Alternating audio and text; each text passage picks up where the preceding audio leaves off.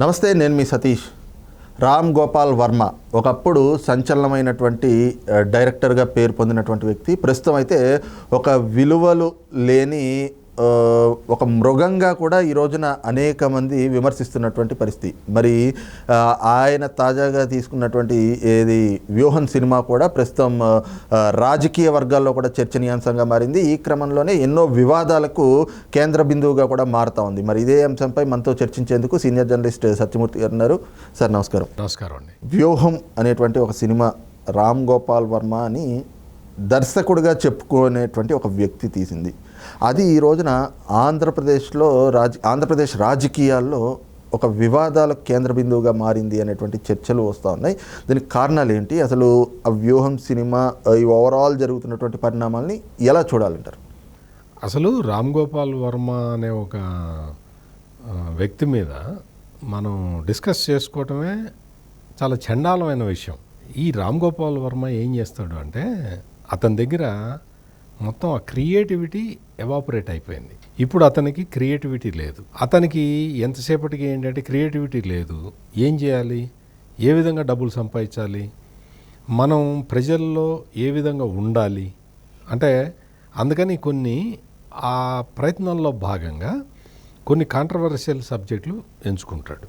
Controversial subject అంటే మీరు అనుకోవచ్చు ఏదన్నా పొలిటికల్ ఎంచుకుంటాడా అని. పొలిటికల్ కాదు, అమ్మాయి కాళ్ళు నాకుతూ వీడియో పెట్టడం కూడా ఆయన దృష్టిలో సంచలనం. అంటే అటువంటి పనులు చేయటం.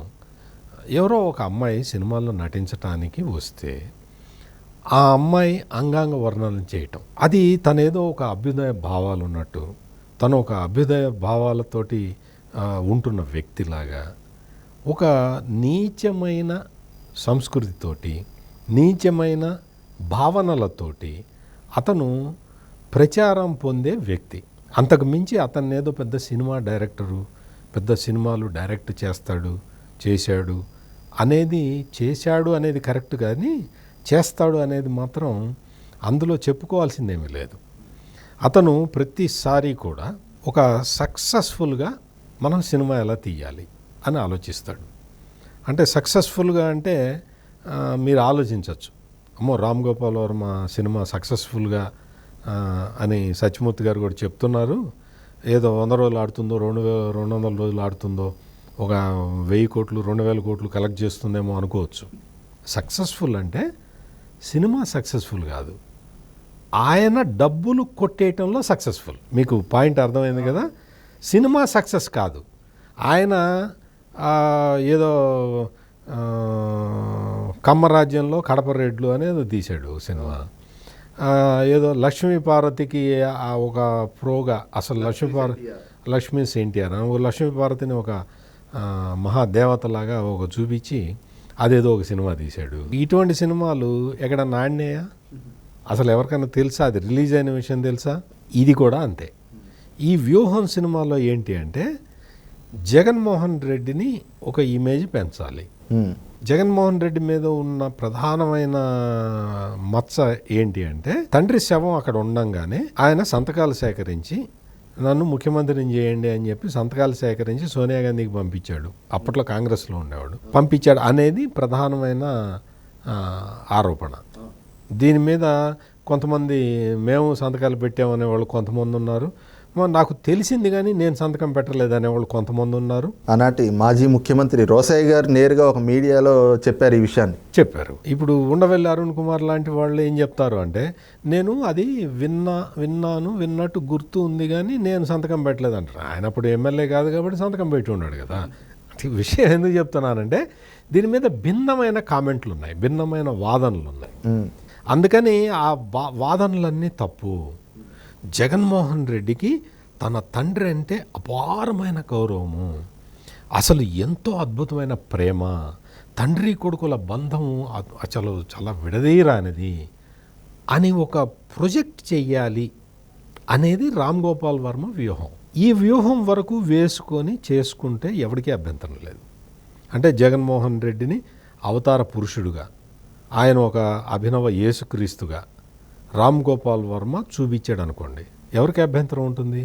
ఇష్టం ఉన్నవాళ్ళు చూస్తారు, కష్టం ఉన్నవాళ్ళు మానేస్తారు. ఈయన అసలు యేసుక్రీస్తు గెటప్ వేసి తీసినా కానీ ఎవరు అభ్యంతరం చెప్పరు. కానీ ఇక్కడ రామ్ గోపాల్ వర్మ చేసిన ఒక నీచమైన పని ఏంటి అంటే, చంద్రబాబు నాయుడు, పవన్ కళ్యాణ్ వీళ్ళిద్దరిని విలన్ లాగా చూపిస్తారు. ఇప్పుడు రాజశేఖర్ రెడ్డి చనిపోయాడు, ఆయన శవం దగ్గర నిలబడి సంతకాలు సేకరించాడు అనేది జగన్మోహన్ రెడ్డి మీద ఉన్న ఎలిగేషన్. దీనికి ఈ టోటల్ ఎపిసోడ్కిను అసలు కాంగ్రెస్ పార్టీకి సంబంధం లేని తెలుగుదేశం పార్టీ అధ్యక్షుడు చంద్రబాబు నాయుడికి, అప్పటికింకా పార్టీ పెట్టని పవన్ కళ్యాణ్కి ఏంటి సంబంధం? అదే ఇది ఇక్కడ క్వశ్చన్ అన్నమాట. అంటే అనైతికతతో కూడిన ఒక సినిమా తీసి ఆ సినిమా ఎటు ఆడదని అందరికీ, తీసేవాడికి తెలుసు, డబ్బులు ఇచ్చేవాడికి తెలుసు, అందరికీ తెలుసు. అయినా సరే సినిమా తీయించి, అంటే వాళ్ళని కన్విన్స్ చేసి సినిమా తీసే ప్రాసెస్లోనే తన డబ్బులు తను తీసుకునే టెక్నిక్ ఉన్న వ్యక్తి రామ్ గోపాల్ వర్మ. ప్రతిదీ కూడా మళ్ళీ ఇంకో పక్కన వివాదాస్పదం చేస్తూ తన ఉనికిని కాపాడుకుంటున్నాడు, అంటే పబ్లిసిటీ గెయిన్ చేస్తున్నాడు అనేటువంటి ఒక ప్రచారం కూడా ఉంది సార్. దాన్ని ఇప్పుడు ఎలక్షన్లు వచ్చినప్పుడు ఇటువంటి సినిమాలు తీస్తాడు. మరి ఎలక్షన్లు ప్రతి 6 నెలలకు ఒకసారి రావు కదా, 5 ఏళ్లకు ఒకసారి వస్తాయి. మరి ఈ 5 ఏళ్ళు తన డిమాండ్ని ఎట్లా కాపాడుకోవాలి? అమ్మాయి కాళ్ళు నాకే వీడియోలు పెట్టడం, ఇటువంటి వీడియోలు పెట్టి ఆయన తన దీన్ని కంటిన్యూ చేసుకుంటూ ఉంటాడు. అంటే అనునిత్యం వివాదాల్లో ఉంటాం. ఇప్పుడు పవన్ కళ్యాణ్ సినిమా ఏదో రిలీజ్ అయింది, ఆ సినిమాకి జగన్మోహన్ రెడ్డి టికెట్లు పెంచుకోవటానికి అనుమతి ఇవ్వలేదు. అది పవన్ కళ్యాణ్ సినిమా తీసిన నిర్మాతలు, రాష్ట్ర ప్రభుత్వంలో ముఖ్యమంత్రిగా ఉన్న జగన్మోహన్ రెడ్డి వాళ్ళిద్దరు చూసుకుంటారు. రామ్ గోపాల్ వర్మకి ఏం సంబంధం? ఇతను దాని మీద ఒక ట్వీట్ పెడతాడు. అది ట్వీట్ పెట్టంగానే పవన్ కళ్యాణ్ డైహార్డ్ ఫ్యాన్స్కి ఎక్కడో కాలుతుంది. కాలంగానే రామ్ గోపాల్ వర్మ మీద మళ్ళీ విమర్శలు చేస్తారు. ఇదే రామ్ గోపాల్ వర్మకు కావాల్సింది. అందుకని ఇటువంటి పనులు చేస్తాడు.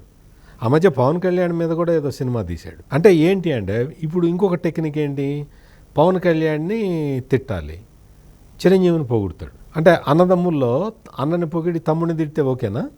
అంటే ఇటువంటి చీప్ జిమ్మిక్స్ అన్నమాట, చీప్ టాక్టిక్స్. చంద్రబాబు నాయుడిని ఒక విలన్ లాగా చూపించాలి. చంద్రబాబు నాయుడు విలనా?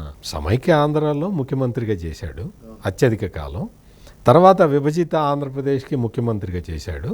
ఇప్పుడు ప్రధాన ప్రతిపక్ష నేత. మళ్ళీ మొత్తం స్వింగ్ అంతా కూడా ప్రజలందరూ కూడా స్వింగ్ అయిపోయారు, తెలుగుదేశం పార్టీ వైపు వెళ్ళిపోయారు.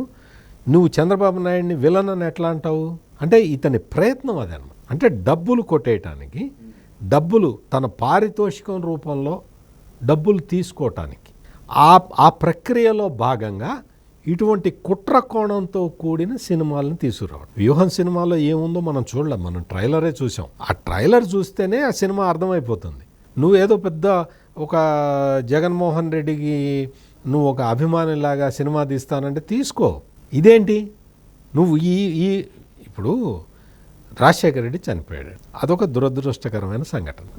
ఈ దురదృష్టకరమైన సంఘటన జరిగినప్పుడు జగన్మోహన్ రెడ్డి చేసిన ఎలిగేషన్లు ఏంటి అంటే, రిలయన్స్ అధినేత అంబానీ వీళ్ళందరూ కుట్రపన్ని మరణానికి కారణమయ్యారు అని చెప్పి రిలయన్స్ పెట్రోల్ బంకుల మీద దాడి చేయించారు. ఆ తర్వాత కట్ చేస్తే అధికారంలోకి వచ్చిన తర్వాత రిలయన్స్ అంబానీ చెప్పిన వ్యక్తి పరిమళ్ నత్వానికి రాజ్యసభ టికెట్ ఇచ్చారు, ఇదే జగన్మోహన్ రెడ్డి.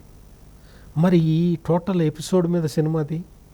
ఆ రోజున జగన్మోహన్ రెడ్డి రిలయన్స్ మీద ఎందుకు ఆరోపణలు చేశాడు, ఆ తర్వాత పరిమళ్ నత్వానికి రాజ్యసభ టికెట్ ఎందుకు ఇచ్చాడు? మరి ఈ మొత్తం దీని తెర వెనుక కథ సినిమాది. ఇంకొకటి, విశాఖపట్నం ఎయిర్పోర్ట్లో ఒక శ్రీనివాసరావు అనే ఒక పిల్లాడు అటాక్ చేశాడు, కోడి కత్తితోటి దాడి చేశాడు అని ఒక ఎలిగేషన్ ఉంది. అప్పుడు ఒక డ్రామా సృష్టించారు. ఆ డ్రామా మీద సినిమాది. కోడికత్తి సీనుకి ఎంత అన్యాయం జరిగింది ఈ రోజుకి. ఇప్పుడు ఏదన్నా మర్డర్ కేసు అది, అసలు అదేమన్నా పెద్ద పెద్ద నేరమా? ఆ సంఘటన కదా చంద్రబాబు నాయుడిని బదనాం చేసి జగన్మోహన్ రెడ్డి సీఎం కావడానికి తోడ్పడ్డది. మరి నువ్వు అటువంటి కుట్రకోణంలో నువ్వు ఒక వ్యక్తి పాలు పంచుకున్నాడని చెప్పి అతన్ని ఇప్పటి వరకు అసలు బెయిల్ కూడా రావట్లేదు అతనికి. ఎంత అన్యాయం జరుగుతున్నది. 5 ఏళ్ల నుంచి జైల్లో మగ్గిపోతున్నాడు.